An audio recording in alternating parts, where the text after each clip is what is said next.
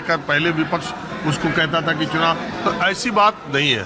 लेकिन बात यह है कि आप तो मुझसे बहुत बड़े हैं, मैं ये बताऊं, मैंने किताबों में पढ़ा है कि उस समय 60s में 70s में लोगों को ये लगता था कि इंदिरा गांधी को और कांग्रेस को सत्ता से हटाना नामुमकिन, उनसे लड़ना नामुमकिन।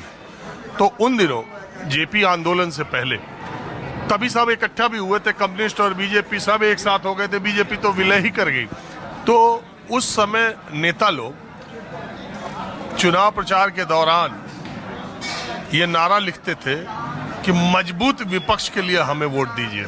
वो मानते थे कि हमारा सरकार में आने का कोई मतलब, कोई चांस नहीं है, लेकिन वो मांगते थे लोगों से वोट कि मजबूत विपक्ष के लिए वोट दीजिए। और समाज में लोग उनको उसी तरह से देखते थे और उनकी विचारधारा, वैचारिक दृष्टि और उनके व्यक्तिगत मतलब पर्सनालिटी का ऑरा ऐसा था कि लोग उनके साथ खड़े रहते थे, उनकी इज्जत करते थे, उनका चंदा। लेकिन जब से जनता ही लालची हो गई, जनता ही नेताओं से पैसे, ये वो सारी चीज, तब से नेताओं ने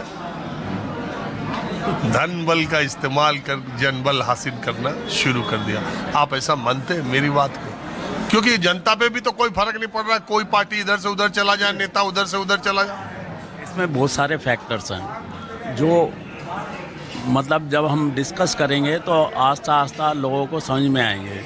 तो अभी तो मुझे वो याद नहीं है फैक्टर्स जो आपने बताए हैं, वो बात भी ठीक है, मगर उसके बहुत सारे फैक्टर्स हैं। किस वजह से जो है विपक्ष तैयार हुआ और दूसरी पार्टियां बनी इस देश के अंदर, बहुत सारे फैक्टर्स हैं। जाति उसमें सबसे बड़ा फैक्टर है, धर्म उसमें बड़ा फैक्टर है। और अब आप वो जो पहले वाले मुद्दे जो आप डिस्कस कर रहे थे उसके बारे में बताना चाहूँगा कि ये जो है बीजेपी ने ये जान लिया है कि सत्ता को पाने के लिए पैसे की बहुत सख्त ज़रूरत है और पैसे के हर पॉइंट पर वो कब्ज़ा कर रही है, चाहे वो रैंक हो, चाहे वो ज़मीन हो, चाहे किसी भी प्रकार का वर्तमान में स्थिति, कोई भी बॉडी हो, कोई भी संस्था हो, सब पर कब्जा कर लिया है उसने। तो जो सरकार में रहता है उसी के ऊपर आरोप लगता है, कौन नई बात है? इंदिरा जी जब सरकार में थी तब आरोप नहीं था? बात सुनिए,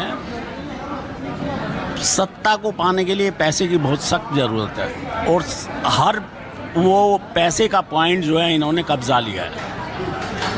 और जैसे अरावली की बात की आपने, ये पैसे से जुड़ी हुई है।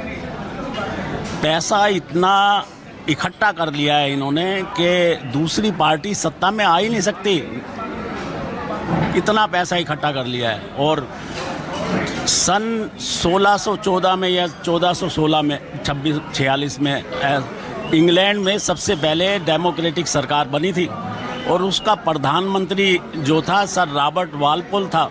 उसने ये कहा था every man has its price, उसको दाम दो और ख़रीदो।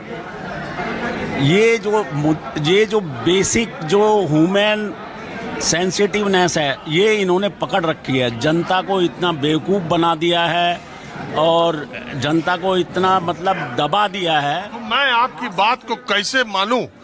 जनता ने उनको, अरे आप सुनिए, क्लियर फुल मेजॉरिटी नहीं है, ये फुल मेजॉरिटी वाली गवर्नमेंट नहीं है। जनता ने उनकी सीटें कम की, 50 से ज्यादा सीटें कम कर ली। कैसे आप जनता मेजॉरिटी की बात कर रहे हो तो सर की भी बात कीजिए, मेजॉरिटी कैसे आ रही है वो सर की भी बात कीजिए। इसकी सर की SIR की भी बात कीजिए। कुछ आप SIR के बारे में जानते हैं? क्या है SIR का, क्या मामला है? हंस क्या रहे हैं? मैं बता रहा हूँ आपको, मैं 2 राज्यों में जाके देख करके आया हूँ। क्या SIR में ऐसा है?